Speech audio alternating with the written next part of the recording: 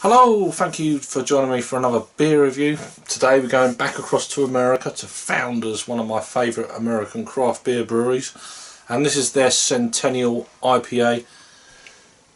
Look at that, in a can no less. 7.2% ABV, coming in at 65 IBUs, International Bittering Unit, if you didn't know. Yeah, this is part of my recent box from Beer 52, so cheers to them guys for sending this out. The date on this is Best By. I'm trying to work this out, yeah, so it's the 09/06/2018 Best By. So I'm just trying to, I'm useless at remembering. So yeah, so that's the 9th of June of 2018. This has got a best before date. This is coming in a 355ml can. Yeah, these guys are out of Grand Rapids, Michigan, I believe. So yeah, let's crack it open then. If I get my finger to it.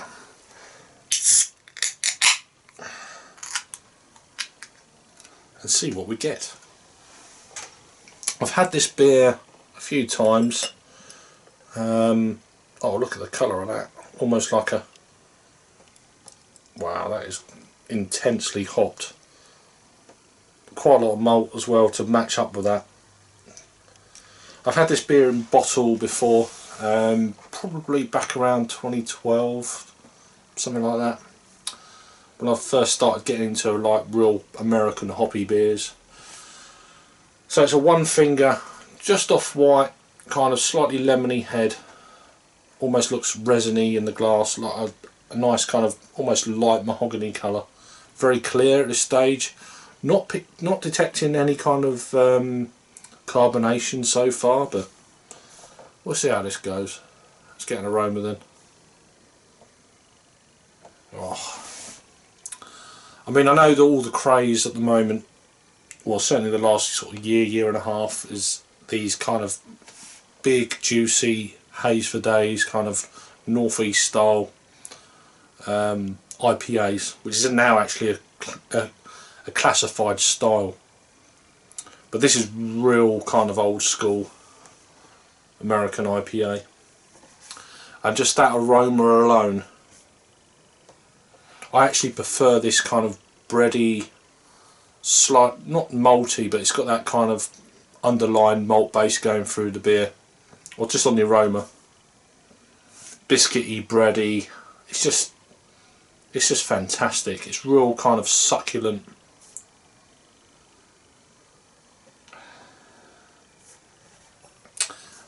It's what I've kind of got used to until this, I don't know if it's modern technology or just different brewing methods have crept in.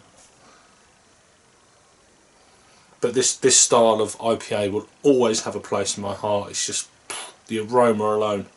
That kind of, there's a slight kind of, almost like a sticky, hoppy kind of resininess going through the beer that gives off that kind of almost slight syrupy, juicy kind of sappy kind of, yeah, real hop oils going through this beer. I love it. I really do love it.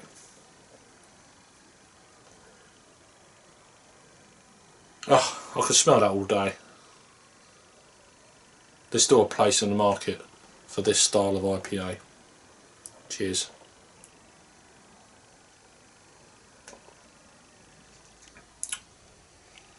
You just can't beat that. Lovely sweetness on the malts there, straight on the front end, off the bat. It's just fantastic, it really is. Slightly that kind of warm brown bread stickiness, slight maybe yeah,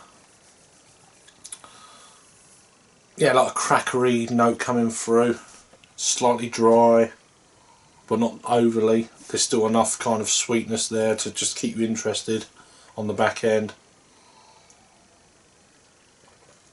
Not particularly picking up the 65 IBUs on this beer. It's a very well balanced beer. First time, I think it's the first time well, might be the second time I've reviewed, no, not reviewed, but second time I've had this in the can. But I think I've had it in a can once before, maybe a couple of years ago, when I was out for lunch one day. I think I'd not long started reviewing and I had it in a can. I was like, wow. And it's just, there's nothing that's, in the time I first had this beer to now, that my palate is not, God, excuse me, it's really kind of carbonated, although you're not actually seeing it in the glass. It's one of them beers that has stood the test of time. When I first had this beer, it blew me away. It was in a bottle, and I'm still feeling that blowing me away kind of feeling now. The beer's not changed, my palate's not changed. It's one of them rare kind of moments when you, on your journey through real ales and craft beer, when the first time you've had a beer, almost, what, 5 years later, you try it again, you think about it, you drink it, you taste it, you smell it, you suck it all in, and nothing has changed from the beer to my palate. And that's a real kind of rarity, I think, in beer these days, because if you drink a lot of beer that are real kind of hop forward and stuff, your palate becomes adjusted and etc. This one has stayed the same. It's brilliant. It's just brilliant. It's not often I have them feelings about a beer that I've had 2 or 3 years ago, never mind 5 years ago. It's just brilliant. Everything it says on the can, it's just delivering in bounds. It might be a little bit too bitter for a newbie, kind of getting into craft beer, IPAs, etc. It might put them off. They might think it's too bitter. To me, this is more slightly sweet forward, but there is a nice kind of bitterness on the back end coming through. Anyway, I'm rabbiting on. As for a rating, for me, in this style, I just think it's a 10 out of 10. It's a 10 out of 10 from me. And I don't think I gave it a 10 out of 10 when I first tried this beer on Untapped. I'm not sure. I'll have to look back. I think I've checked it in once to Untapped, but yeah, this just brings back so many memories when I first tried this kind of style of beer from America, and it just it's bringing me a smile to my face. It's just a brilliant beer. So if you like your old school style IPAs, it's not a double, and I think 7.2. It's just a bog standard 7.2 IPA. Check this beer out. If you like them kind of sweet, not quite barley wine sweetness, but it's, you know, it's leading towards that in a kind of hop resin way, you're going to love this beer. It's fantastic. So 10 out of 10 from my palate anyway. Check out Founders. I've got a few reviews coming up of Founders. I'm going to be doing a KBS live review eventually. I'm not sure whether I've been posting this before I, do a live review of them before I post this. I'm not sure. I've got the Backward Bastard to do as well from Founders. So there's 2 really good beers coming up. So, or in the past, whenever. So anyway, thank you for watching. Please subscribe, give me a thumbs up, and I'll see you on the next beer review. Cheers.